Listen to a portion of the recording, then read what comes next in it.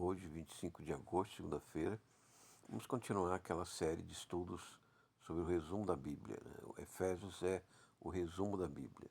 Jesus é tão bom que ele deu uma revelação a Paulo sobre o resumo de toda a Bíblia, né? O que nós devemos sintetizar para não esquecer nunca o seu plano de salvação para nós, para as nossas almas.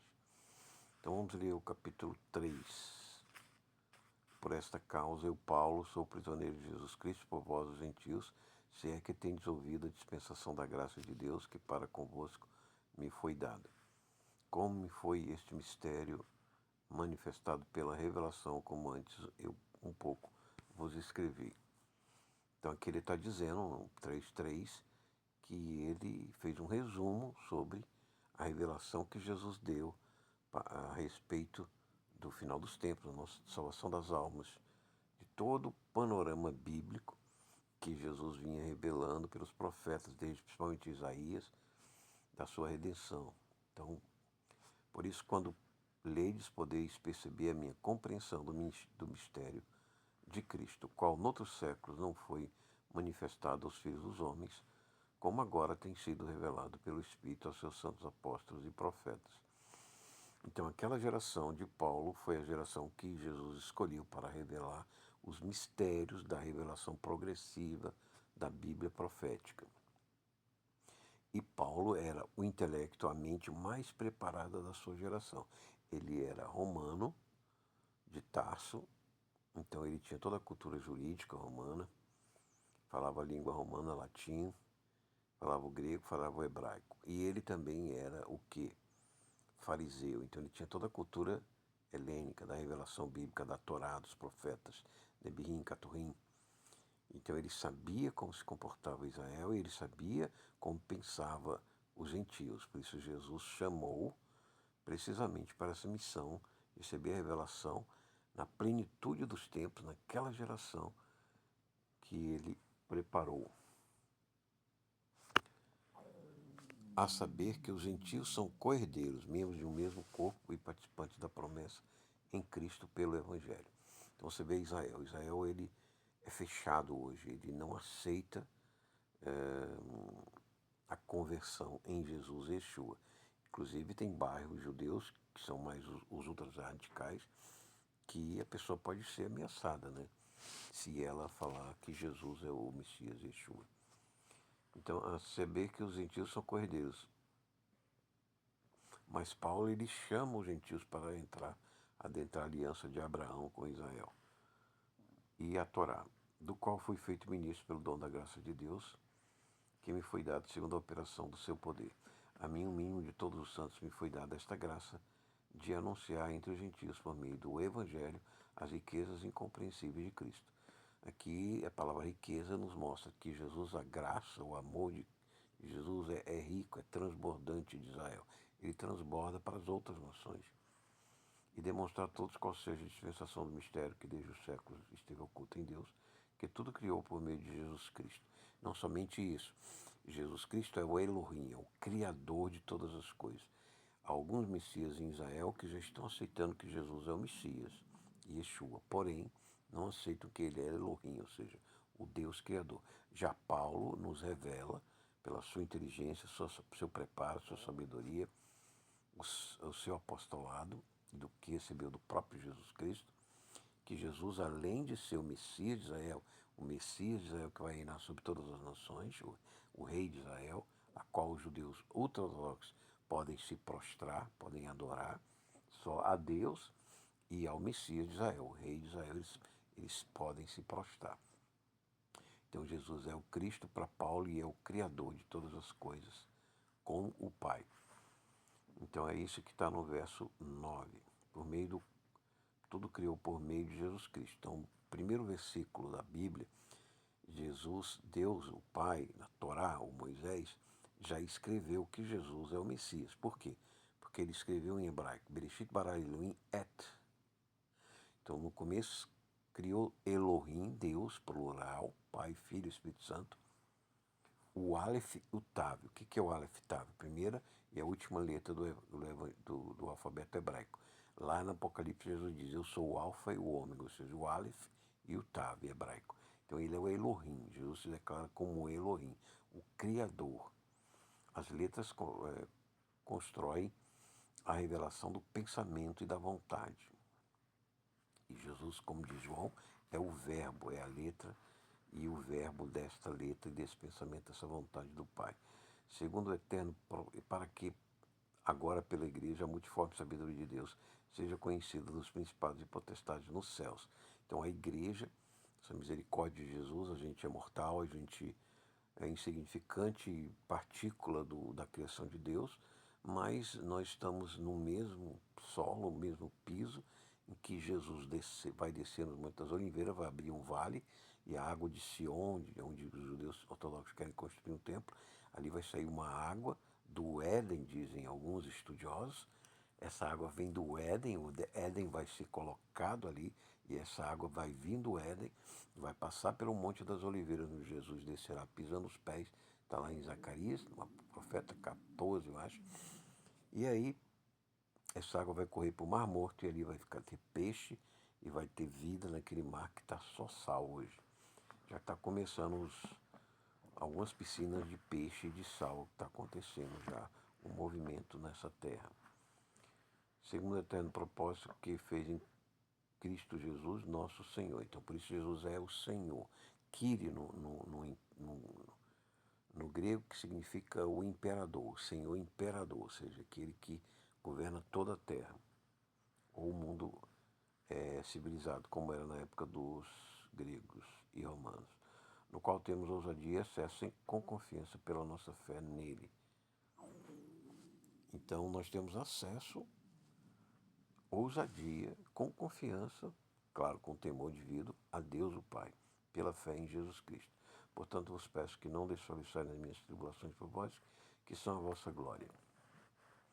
Por causa disso, tu me pões de joelhos perante o Pai de nosso Senhor Jesus Cristo, do qual toda a família nos céus e na terra toma o nome, para que, segundo as riquezas da sua glória, vos conceda que sejais corroborados com poder pelo Espírito no homem interior. Então, o Apocalipse, quando o Pai tem o livro na mão e João chora porque ninguém conseguiu abrir o livro dos 7 selos, Jesus, o Cordeiro, vai e toma o livro. E aquele livro está escrito por dentro e por fora. Significa que Jesus envia o Espírito Santo para nos tratar por dentro, certo? E ele virá por fora, diante do nosso sentido, dos nossos olhos, a governar a nós e todas as nações em Jerusalém.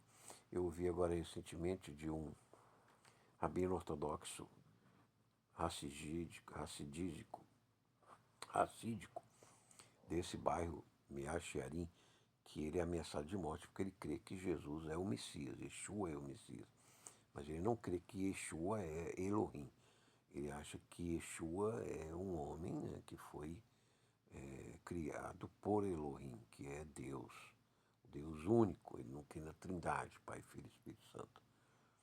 Há essa diferença. Para que Cristo habite pela fé nos vossos corações, a fim de, estando arraigados e fundados em amor, poderes perfeitamente compreender com todos os santos qual seja a largura, comprimento, altura e profundidade, e conhecer o amor de Cristo, que excede todo o entendimento, para que sejais cheios de toda a plenitude de Deus.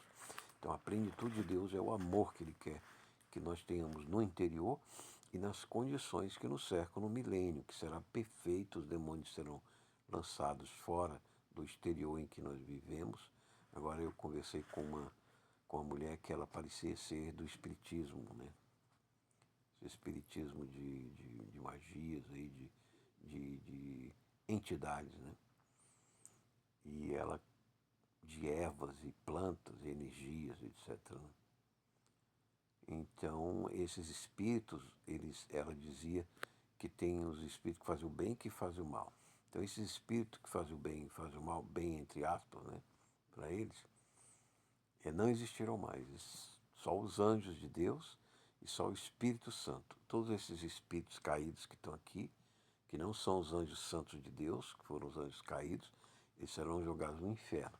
Por 1000 anos, Deus, Satanás, que é o líder deles, o diabo, a antiga serpente, o dragão lá da yoga, né? Ele será amarrado.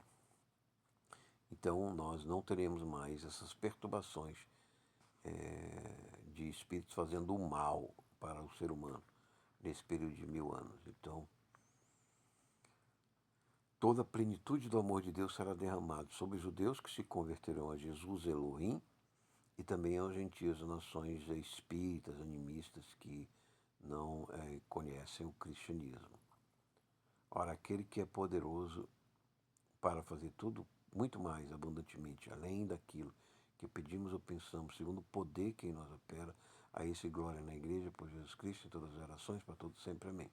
Então aqui nós vemos que os rabinos em Israel já estão anunciando, já anunciavam guerras, já não estão anunciando antes desse 7 de outubro lá, da invasão do Hamas, dessa guerra de Gaza. Eu também, já há 18 anos, publiquei que haveria, a voz de Jesus falava em Gaza, guerra em Gaza, e também fala que haverá uma guerra mundial, Armagedon, e agora a gente vê que a Rússia está testando as fronteiras defensivas da Polônia, já está jogando drone na Polônia, ela vai descer. Existe uma profecia de uma irmã cristã nos séculos passados que ela previu a primeira, a segunda e previu uma terceira guerra na Europa. Diz que a Rússia vai entrar, os comunistas, junto com os islamismos que já estão na Europa, e eles vão chegar e conquistar, né, Polônia, Alemanha, vão descer a França, parte da França. No sul da França, um líder cristão se levantará, pode ser um rei, ela diz, liderar a reação, a defesa da França e depois também da Itália, de Roma, que será tomada pela Rússia com os muçulmanos islâmicos e os comunistas do Oriente. Então nós estamos vendo que isso, eu também nessa publicação do Armagedon, eu entendo que isso é uma guerra global, né, que vai acontecer na Europa, e nós estamos vendo aí o Putin aí acontecendo isso. E a OTAN se organizando para essa guerra. E dizendo aqui, porém, Paulo, que Deus é muito mais poderoso e mais abundantemente aquilo além do que pedimos, segundo o poder que nos opera. Então todo esse poder de Cristo está à disposição com as ricas bênçãos celestiais, com que no primeiro capítulo de Efésios ele diz, todas as bênçãos celestiais para os anjos nos protegerem, nos guardarem, o Espírito Santo nos guiar, não deixar nossa mente confusa com o espiritismo, com outras falsas religiões, falsas doutrinas, e nós caminharmos no caminho certo da paz, da tranquilidade, do repouso, no meio de toda essa tempestade do mundo, apesar das dores, apesar da resiliência que a gente tem que ter, né? Apesar da morte que vem, nos alcança, e alcança nossos familiares, como agora estou de luto de minha mãe, e também as nações. Então é um processo que eu chamo de joísmo, aqueles justos como Jó, né, que buscavam a fé em Cristo, via Deus, falava com Deus, mas que sofriam as amarguras, os ataques desses anjos caídos, né, as dores dessa vida, as dificuldades dessa vida. Dessa maneira nós temos que agradecer a Deus por tudo isso.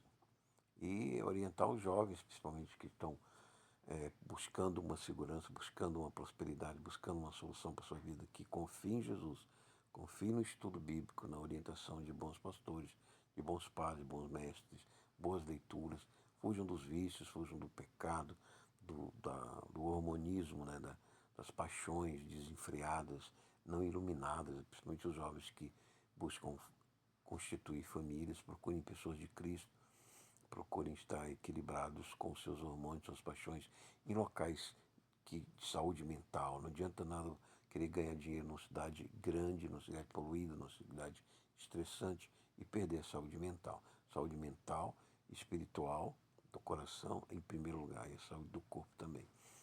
Amém? Então esse glória na igreja, sempre de glória em glória, contemplando a Cristo, contemplando o céu, levantar os olhos para o céu à noite, ver as estrelas, contemplar que a glória de Deus está ali acima de nós, os seus anjos estão voando no céu, obedecendo e ajudando a igreja, ministrando a favor da igreja, que é o corpo de Cristo, da cabeça que é Cristo no céu, e Ele está olhando para nós, a sua luz é visível, eu vejo sua luz aqui, então a sua luz ela brilha para nós quando ela quer nos conformar, e essa glória de Cristo é melhor que essas luzes das baladas aí, que encanta tantos jovens, né?